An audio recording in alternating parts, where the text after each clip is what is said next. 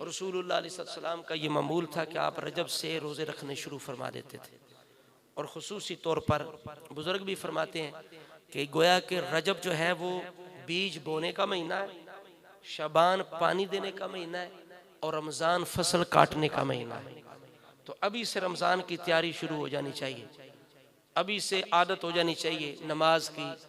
इसी तरह रोज़े गाए बगाए, जुमे का, सोमवार का, हफ्ते का।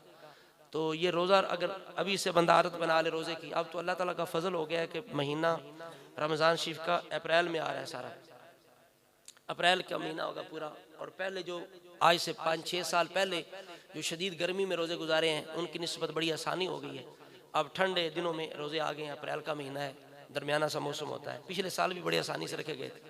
तो अभी से यानी रमज़ान शरीफ की तैयारी कि ये बीज बोने का महीना है, अगला महीना पानी देने का, रमज़ान काटने का, अभी से तैयारी शुरू हो जाए। तो रसूलुल्लाह अलैहिस्सलाम दुआ मांगा करते थे इस महीने के अंदर। आप कहते थे अल्लाहुम्मा बारिक लना फी रजबिन व शाबान, ए अल्लाह हमें रजब में और शबान में बरकत अता फरमा। अल्लाहुम्मा बारिक लना फी रजबिन व शाबान व बल्लिगना रमदान।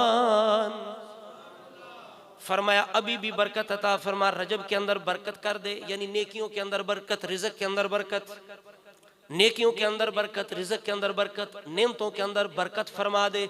रजब के अंदर भी बरकत, शबान के अंदर बरकत, और हमें रमज़ान तक पहुँचा। या अल्लाह बरकत के साथ, सलामती के साथ, सेहत के साथ हमें रमज़ान नसीब फरमा दे।